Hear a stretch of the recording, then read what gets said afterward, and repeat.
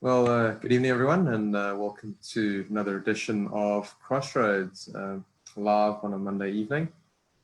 Just before we get started, just to give you guys, those that maybe are tuning in for the first time on the show, my name is Matt. I'm the host tonight, joined by my brothers Yaku Dabia and Colin. So, hey guys, hope you all tonight. Hey, how's it going, Matt? Hey Matt, Colin, how are you doing? Yeah, good. And I mean, tonight we're going to be looking at voting. You might say, why are we chatting about voting on a show like this? Well, I think the reality is, as Christians, we should look at all spheres of life. Now, often we just think about Christianity in certain boxes, and that is not actually true. That's almost a truncated view of the Christian life. And so I think it's important in our day and age to discuss this topic. We think about even what's happening in the US at the moment. A lot of talk amongst evangelicals about who to vote for, what is the right choice, how to vote, etc. Look at South Africa and our political landscape. So I think these are things that Christians need to think through. And we're hoping, just to have a general chat about some ways we should think through these matters.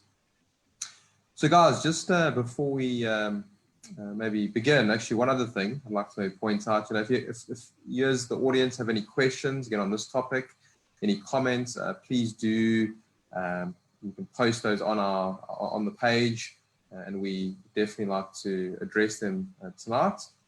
And again, as always, if you haven't subscribed to our YouTube channel, please do subscribe to it. Please share it.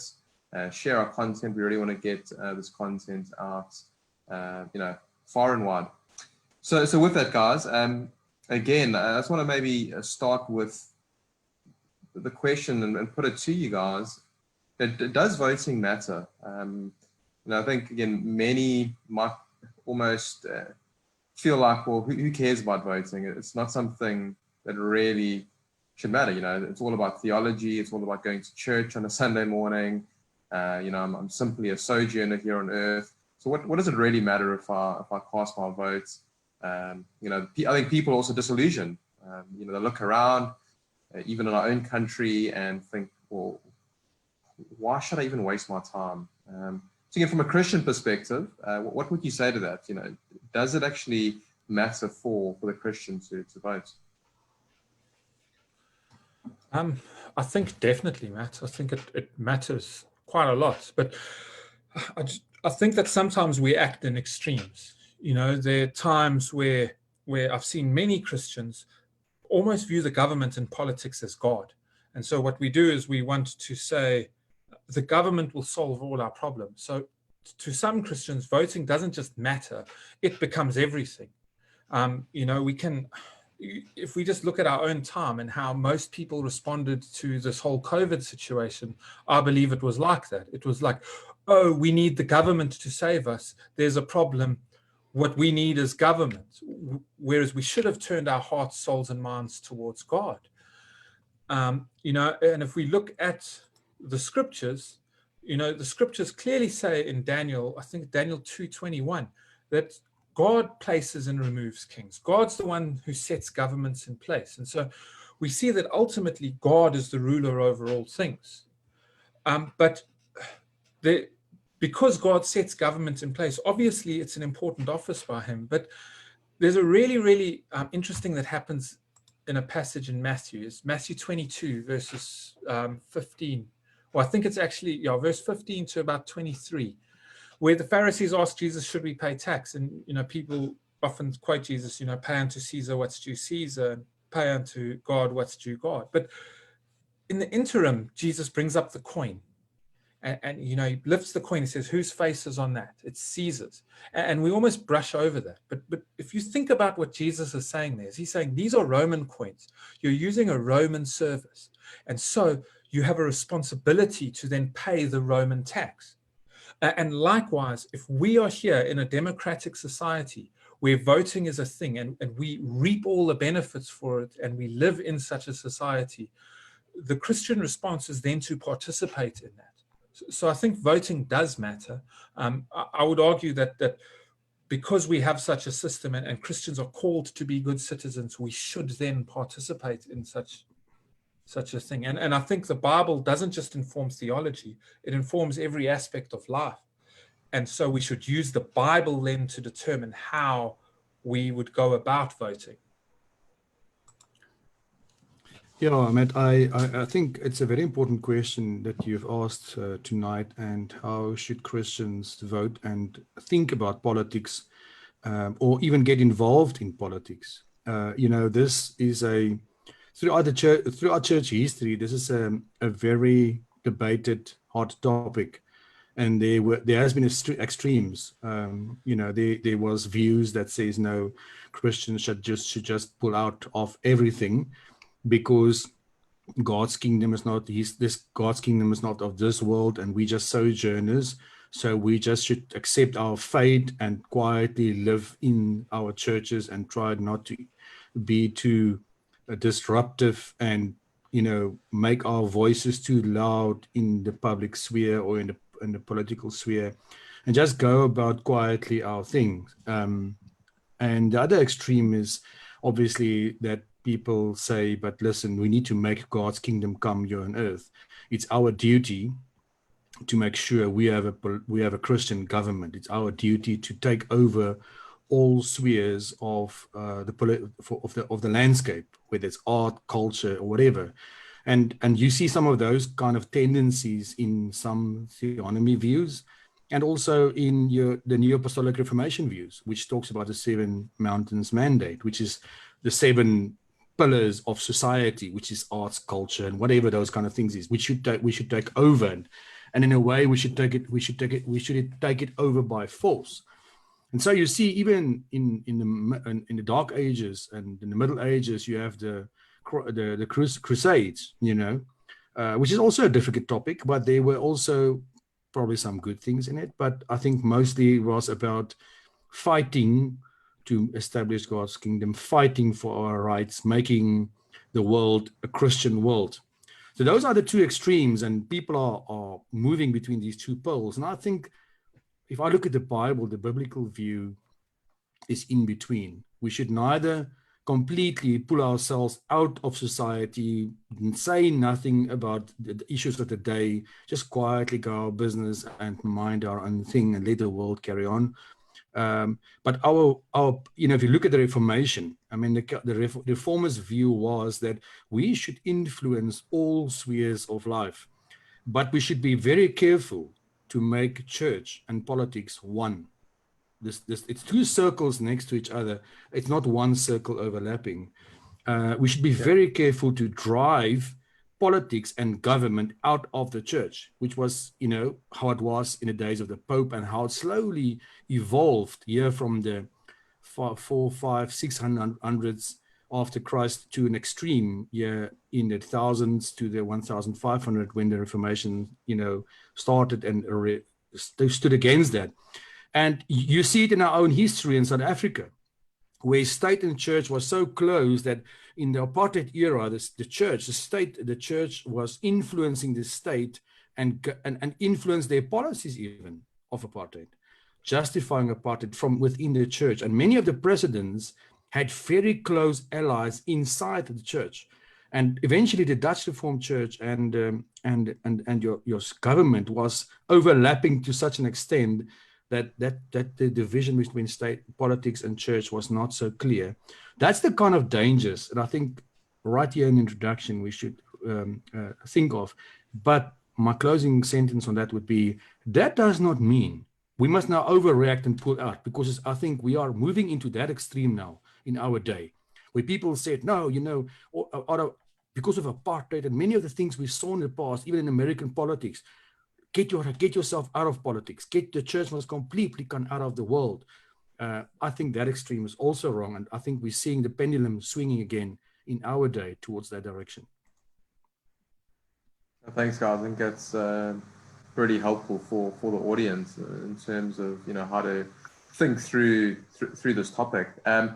So then I know you've touched on this, maybe to flesh out a bit more.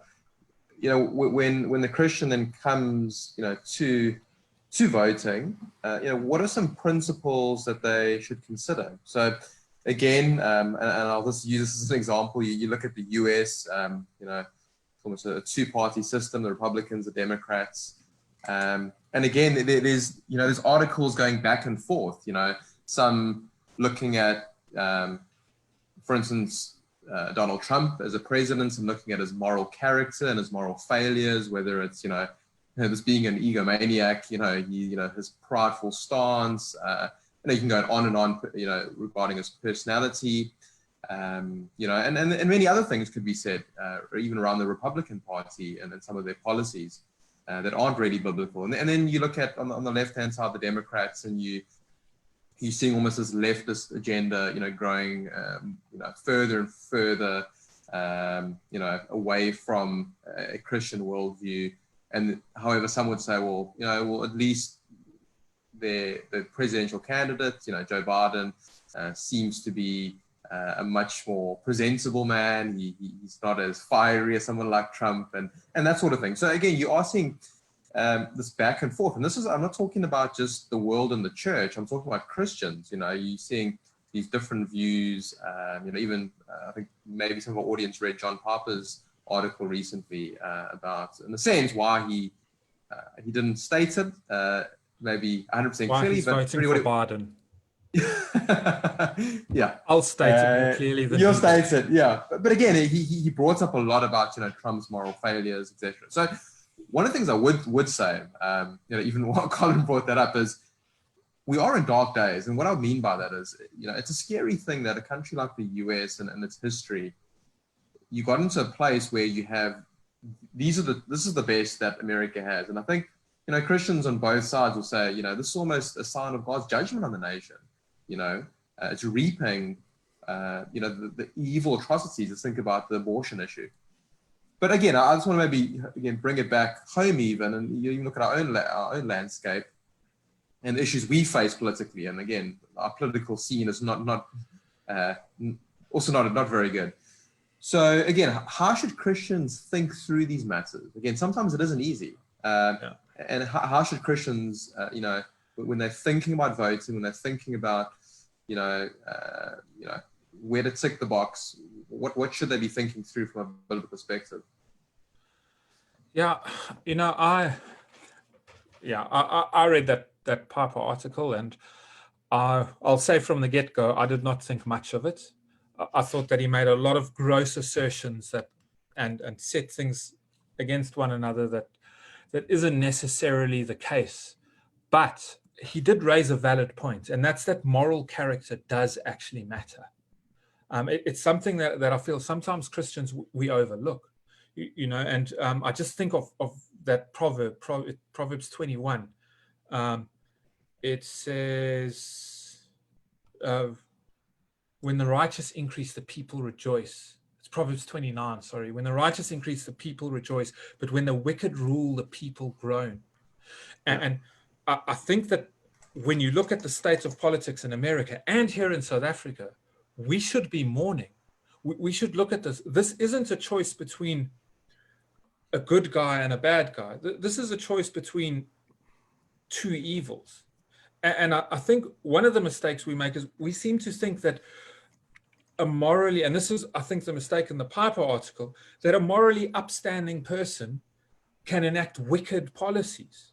But a person who practices wickedness, who practices evil, who endorses the murder of babies is still a wicked person. And so I think the first thing we need to do is, when we look at politics, is gain a bit of a realistic stance of where we are in the landscape. We need to look at parties, look at what they're advocating for, look at the kind of people that are standing up in front of us, and realistically assess the landscape from there. Not pick a team and then try and justify it by bending your Christian worldview to fit those kinds of policies. So I do think there's a point Piper made there, you know, that sin is sin, and we should be mourning at this point. Christians in America should be mourning the state of their nation, and not just with Donald Trump. I mean, this goes back years. Yeah. You know, Trump's been in office 4 years and abortion is still legal. They're still murdering babies there. So let's not, but he may be reining it in more than what the Democrats would, because they seem to be advocating further slaughter. And in South Africa, it's the same. We should look at the character of the leaders. Are they corrupt? Do they lie? Do they steal? Do they advocate the murder of children? I mean, even in the Old Testament, this was a big political issue. This was something God detested. He deplored. It's seen as judgment from God upon the most gross and wicked nations. And so we should look at those things and see that in South Africa, almost 80%, if not more, of our parliament advocates the slaughter of our babies and the slaughter of our elderly. Again, something we sometimes ignore. And this should show us the state of our nation's heart. Our nation is in desperate need of the gospel. But I think when we approach the ballot box, we should approach it with that realism. And we should tell our leaders, we will not vote unless you stop this lawlessness, unless you stop advocating for the murder of these children, or the murder of these elderly people, or the thieving, or the injustice that we see in our society. I do that. The DA phones me every 4 years and says, do you have my vote? And I say, have you stopped murdering children? Do you still advocate for policies that keep the poor in poverty? Are you tearing families apart with some of your liberal feminist agendas? If so, I cannot vote for you. That's kind of how I approach it. I think that it is more than just a single issue, but some issues have become really important in our day and age. Matt, let me first come to this. We've kind of said in our introduction, it is important that Christians play a role. We kind of clearly said that there's two extremes and both are wrong, and we want to say Christians must involve, but how? So let's first look at the principles, because you said principled voting is our question. Sanctity of life. A Christian cannot go vote against sanctity of life. We must vote for sanctity of life. That's about abortion. That's euthanasia, or if I pronounce it right, because I'm a boertjie. But for example, sanctity of life. Christians must have an influence through their vote on that. Let's talk about marriage. Let's talk about gender issues. Christians should vote for a biblical marriage. We cannot vote for parties that will condone LBGT or XYZ, marriages that doesn't have any names, genders that has no names, and so forth. We cannot vote for those things. Religious freedom. But Yaki, I want to stop you there, because I think it's a good point. My question to you would be then, again, let's bring it home. And again, we could apply this maybe to America in a sense, but let's just bring it home. We have a country that professes, again, let's think about how many people profess Christ, percentage-wise in this country, 70%, let's say. Why do we still do this then? Why do we only have one? Yeah. I hear you. Let me just, I'll get there. Let me just finish this. There's two things for me. Principles by which we should vote. And secondly, Christians should be involved in politics, but not as the church, but as individuals. We should have individual Christian politicians who are worth their salt in parliament. We should not push the church into parliament. We should push, that's what the reformers did. We should have individuals. I said we should have good lawyers, teachers, politicians, artists, whatever you want to call them. So they are Christians who is gifted with the way of speaking, making policy, and addressing issues. We should have Christian leaders in parliament. That's one way we should have an influence. In politics, in our local ward councils, everywhere, individual Christians who are having that gift to stand up should do that. Secondly, back to the principles, sanctity of life, marriage, in other words, gender issues, religious freedom. Those are the things we should vote for and we should campaign for, and we should have individual Christian leaders involved in politics campaigning for those things. Moral character, yes, I think it's important. It's a difficult one, to be honest. Let me illustrate by the whole thing in America. Trump is a foul mouth. Let's be honest. He's a loose cannon. He's arrogant and all these things. Some of the things that Piper has said in his article about him. But another way, I think Trump is fighting a rhetorical battle here against the liberals. I don't condone what he's saying, but I can still agree with the principles Trump is standing for. Trump is standing for religious freedom. Trump is standing for sanctity of life. Trump is standing for marriage, as we know it. He's standing for Christian values. Yes, his moral character doesn't just affirm his so-called Christian belief. But we're not voting here for a single person. We are voting here for two worldviews. If Biden is coming in, people think Biden is a liberal. He's not a liberal, he's a communist. He's beyond liberalism. There will be no religious freedom in America if Biden gets his way. Go and look at California. Go and look what's happening there. That's what you will see. That Kamala, what's that woman's name? If those people come and go and listen to what James White has said in his dividing line. It was an excellent dividing line. We're not voting here for religious freedom, sanctity of life, and those things, and true democracy and true liberalism. I mean, there's a great book that recently came out that Tim Charlies has reviewed from non-Christians, non-Christian liberals, has written about Biden and Kamala and those group. They call it's no liberalism. That's not classical liberalism. It's communism. Liberals are saying that. Good liberals, non-Christian liberals are saying that. So what are we voting for here? We are voting here for for principles where we can still have religious freedom, sanctity of life, marriages like we know it in the Bible. Yes, by a guy whose character is flawed. But and I think that's a vote worth making. And maybe I'm sticking my head out here and I'll take some flack. Yeah, but I do think you'd be voting for Biden. I think you've raised a valid point, but I think, and this was a big mistake that people make, is they see Trump as being bombastic and not fitting in a little like societal box, and so they're like, well, you know, he's obviously wicked, which I would say he is. But then they take someone who does all the societally acceptable things, but openly professes to want to murder our children. And we seem to think that's not someone of ill moral repute.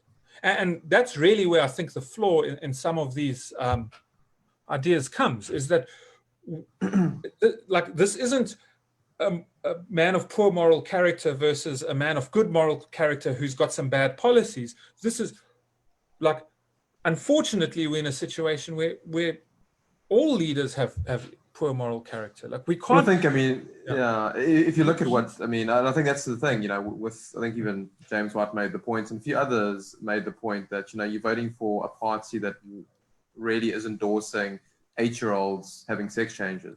You know, that's really what you're endorsing. Yeah, and how can you say that that person is of good moral character? That is absolute debauchery. Yeah. But to bring it home, because I see there's a question here bringing it home from Stephen Besaidenote, and I think it's a very good one, and I just want to touch on it a bit, just get a little bit political here for a second. You know, and he says, the problem is, how do we remove our cancer, capital A and C, by further dividing our votes among minor parties? And just to bring it home quickly, Stephen, we don't have first past poll system, which was what America has. We have something called a multi-party democracy built up through parliament. And what that means is that your votes never get split. There's no such thing as a wasted vote. Okay, I would argue a wasted vote is a vote for the DA, and I'll explain why in a second. But all votes, even to the smaller parties, those parties then get seats in parliament and they can vote. And they can vote as a bloc against the ANC when the ANC does bad things, and they can vote for the ANC when the ANC does good things, and maybe the opposition party wants to do bad things. That way you can get a true representation of what the nation values, because every single person will have a say in parliament. Now, in our system, we have two parties that really just lie to the voting base, because they say you need to vote for either us or them. That's the two major parties in the country. And if you go look at the voting records of parliament, the two parties that vote the most in a line with one another are those two parties, the ANC and the DA. They have the same political agenda and they do the same thing. How are we going to change the trajectory of the nation as Christians if we don't start shifting our votes and giving these smaller parties voices in parliament to actually stand up and do things. Because there are Colin, parties that stand for this is- values Yeah. that Christians value, and I think we should support them. But this is what I wanted to maybe come back to my question, and I'll address it to both you and Yaku, is, and I hear you, I think there isn't such thing as a wasted vote. I think especially, you said, our system is different to the US. But my question is, why do we have a nation of so many professing Christians that aren't voting for these so-called minority parties? Well, why should, that really... It's because we are driven by culture. We are driven by tribalism. We are not driven by we're not driven by our biblical worldview. We are driven by tribalism. Everybody has their tribe. We have not come to terms yet with Ephesians 2, verse 11 to 22, where we have a new humanity, which is our allegiance. Our allegiance is the church, the kingdom of God and God's people. Now we have people whose allegiance is the Afrikaner. I'm Afrikaner myself, but the Afrikaner people is their higher allegiance. So they will vote for whatever party that will make their allegiance work. The same goes for black people. Many black people will continue to vote for the ANC because of tribalism, because of the past, which brought them freedom from apartheid. They feel they can't leave that vote. I'm talking about Christians now. They feel they can't leave that party because that's bigger for them than their biblical worldview. I must say it as straight as it is. It's bigger for them than the church. Where's our allegiance? Christians should be repent from their worldly allegiance, from their tribal allegiance, from their... that doesn't mean we throw culture, language, and our own people away. But it's secondary to our allegiance to God's people and his church. My vote should be driven by God's people, God's kingdom, God's church, and the Bible, not by my preference, what I like. Where do I emotionally feel attached? Where do I feel emotionally about? Fighting for my small spot here on earth. That's not how we should vote. But it seems like we're numbing our conscience. So we're saying on one side, I affirm the scriptures, I affirm the sanctity of life, I affirm the sanctity of marriage. Yet I'll vote for a party that is totally opposed to that view. To reconcile these things. And I hear you. I hear what you're saying, Yaku. So Matt, for example, there are Christians, and let's be frank about this, because the Bible is frank with me even. How can a Christian vote for the EFF? How can a Christian vote for the DA? How can a Christian vote for the ANC? Okay, I know there's not many alternatives in South Africa, but there are. How can we vote when a leader goes on the stage and he says, kill the boer to kill the farmer? Jesus said, if you speak like that, you commit murder. How can we vote for a leader who openly promote murder and incite violence among his members? And I know Christians, you guys know, there are even Reformed Christians who vote for the EFF and try to justify that. I know of Christians who tells me they will vote for the DA because of the lesser evil story. Okay, that's nonsense, because the DA fails on so many Christian principles. They broke the marriage. They break the marriage. They are LGBT. They are BLM guys. They are woke people. They stand for no sanctity of life. All these issues they are failing on. Yes, they might have a good character in some way, some of them, but we cannot vote for that. So why do Christians vote for that? Because Christians are fighting for their own rights. They want to have their small place in the sun. They don't have a view of God's kingdom, God's world, and how we should vote according to God's principles. Yeah, I think that it's like what Yaku's saying is exactly right. I think we've actually, and I don't know where this has happened in history, because I've grown up and this is almost the norm, but we've made this like kind of wicked agreement with the world that like we as the church will stick to spiritual matters, and you guys deal with political matters, and they must never, ever intersect. And so our Christianity mustn't inform our politics, which I think is absolute nonsense. Christianity should influence this, like every sphere of your life. And so, like, yeah, that's part of the problem. The other part is like, we're a majority Christian nation, but like, a lot of them are Methodists. That's a Baptist joke, guys. But there are good Methodists out there. Sorry, a Presbyterian will not understand that. Yeah. I'll try to laugh afterwards when you explain it to me. But you know, like, I think Christianity is a matter of the heart, and we do live in a nation where so many people say, "Yes, I'm a Christian," and it ends there. But if you truly are a Christian, if you have been born again and you're watching this, and you think your Christian convictions should not inform your voting, I think you need to repent. I think you really need to look at the New Testament and see how the gospel affects every area of a Christian's life. And we need to start changing that. We need to move away from this idea that the Bible only speaks of spiritual matters and we draw that line there. I think that, and I think as Christians, we need to speak up. We need to speak against this.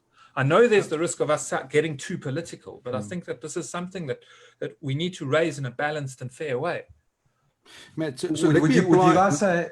Yeah. No, I was going to ask, and maybe you can answer this. Like, I mean, do you think actually then, and I agree with you, Yaki, I mean, there is I think, you know, God has instituted both in terms of he is over both government and the church, and they are separate, yet they are both under God.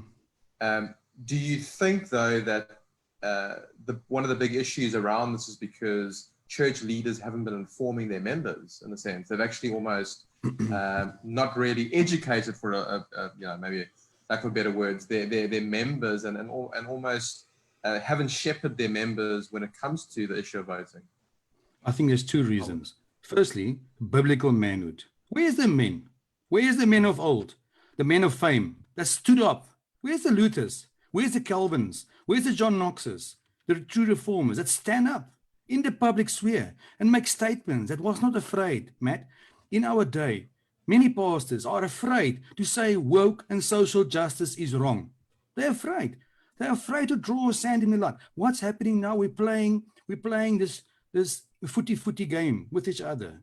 We're trying to accommodate, because when we have to draw hard lines, we know we're going to tell certain people repent. And we are afraid to do that because we're afraid of the division because of our racial sensitivity.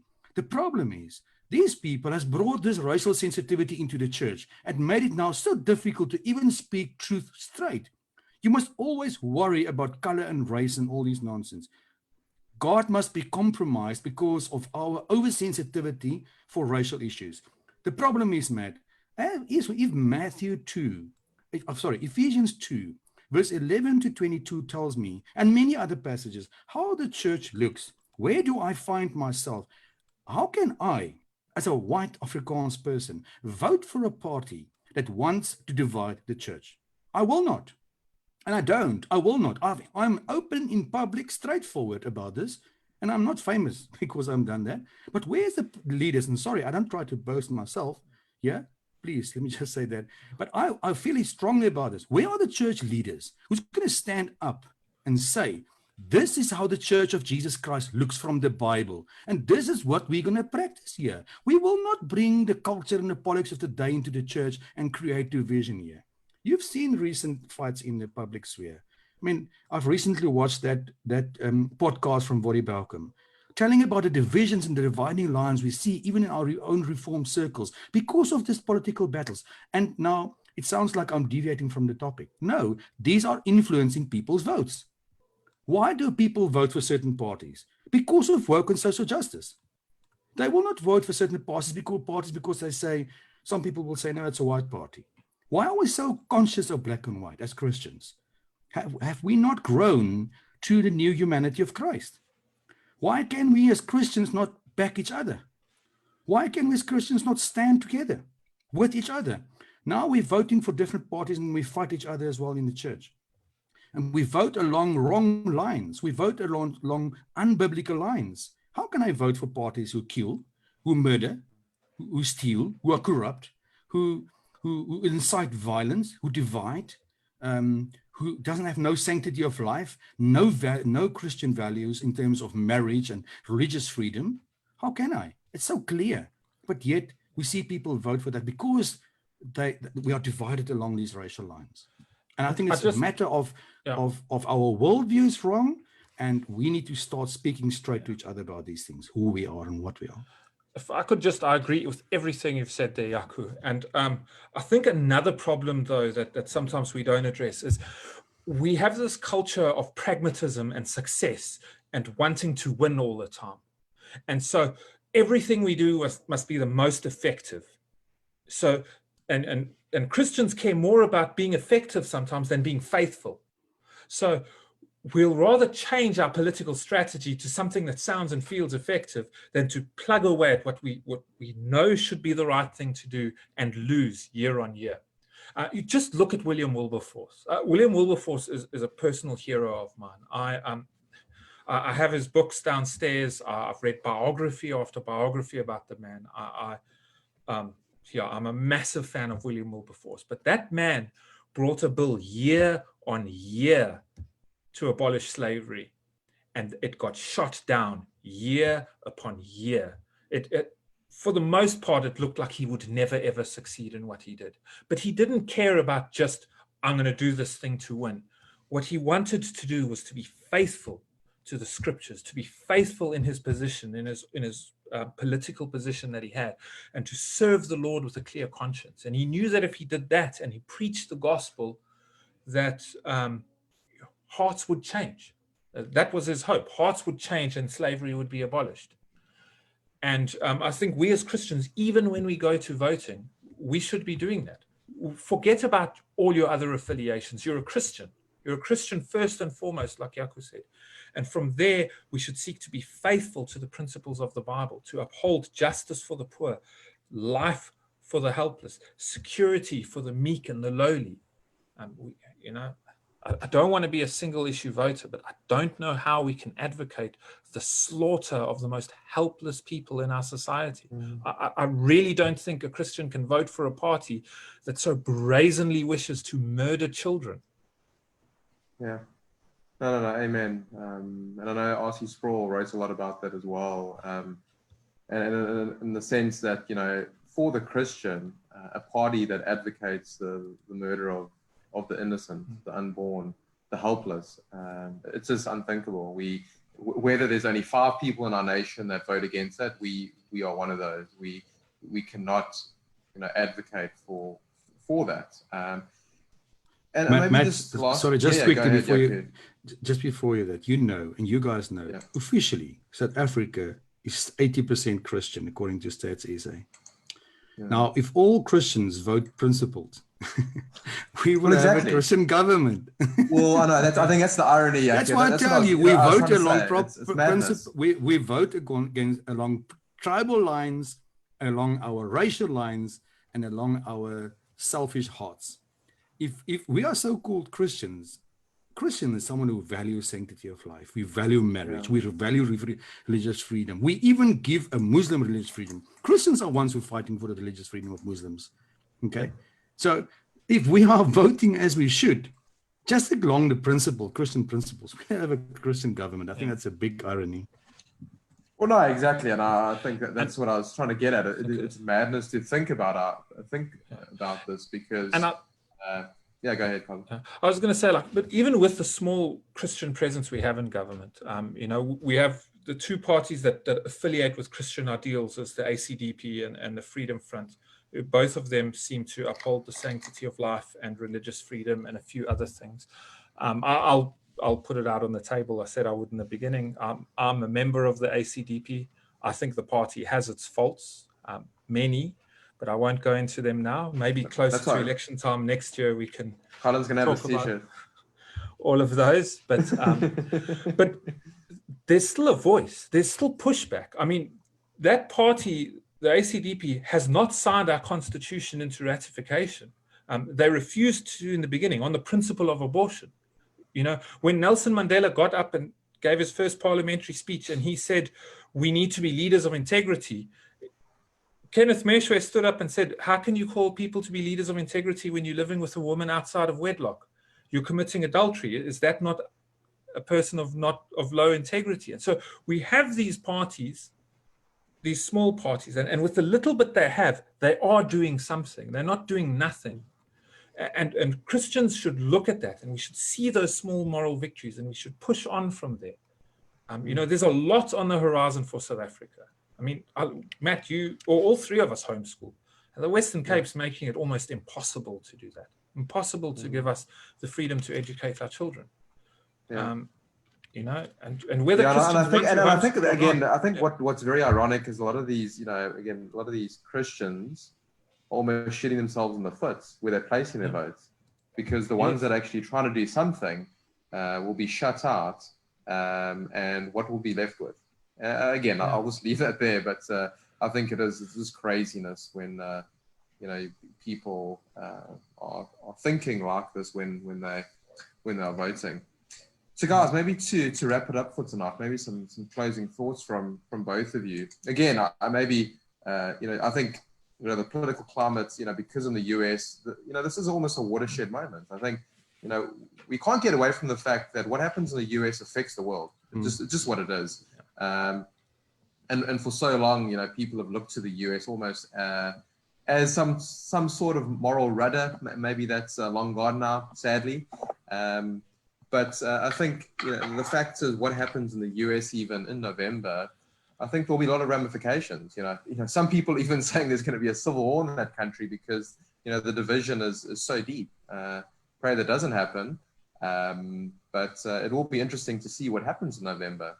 And I think, again, from our South African perspective, locally, I just from my side, I really would hope that, you know, Christians would really rethink the way they view voting, that they would actually, you know, vote through the lens of Scripture and what, you know, our Lord, you know, advocates, we would advocate. So guys, maybe from your side, any closing thoughts?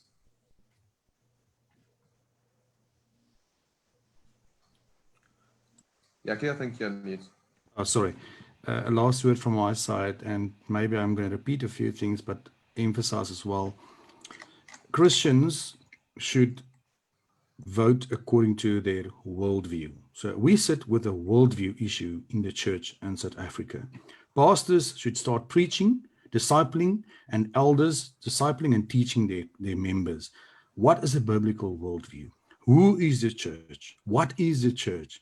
What is the principles by which we stand and should live by, which is not a compromise. Which is not which is not something that we can move on. There are essentials we should stand by, and that we are holding to each other. We are family. We are blood family, and that we should not. And then also the church should stop being driven by the culture. We should be driven by the church. We have allowed all these cultural stuff to blown into the church. And now we sit with Christians in churches that vote so vastly different, and even vote for parties that are so communist. And it brings it into the church. It hurts the church. It hurts Christians. And yeah, we should go and take a good relook at Ephesians 2, verse 11 to 22, and realize what the church is and what is the principles by which we should be guided to vote, to make an influence. And then also, if you're a Christian and you are interested in politics and you are gifted in that area, please get involved in politics. Not all of us are. People have different callings. Get involved and stand your stand and fight the fight for the cause of the church. I think we should get involved in politics, and I think that we should be involved in global and local politics. You know, you were saying what happens in America affects the world. One of Trump's first executive orders when he was in office, you know, while he did very little for abortion in the States, he stopped foreign aid to abortion worldwide, which meant less money to Maurice Stopes murder centers here in South Africa. You know, so that directly affected us. And at home, I think we need to get involved, like Jaco said. I'll end with quite a polemic quote from Francis Schaeffer that I think is actually correct. But in a Christian manifesto, he says, "It is not too strong to say that we are at war and there is no neutral parties in the struggle. One either confesses that God is the final authority, or one confesses that Caesar is Lord." And I think that we should consider that, and we should let that kind of worldview inform our votes. Well, thanks, guys. I really appreciate your input tonight. I think it's been valuable.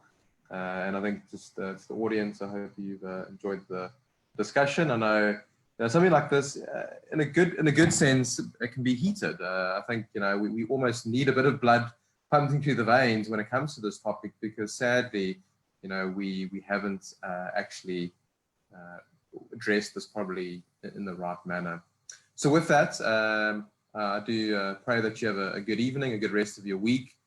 As I mentioned at the beginning of the podcast, please do share our content, please like our content, and we pray that we will see you next week, 8:30, same time, same place.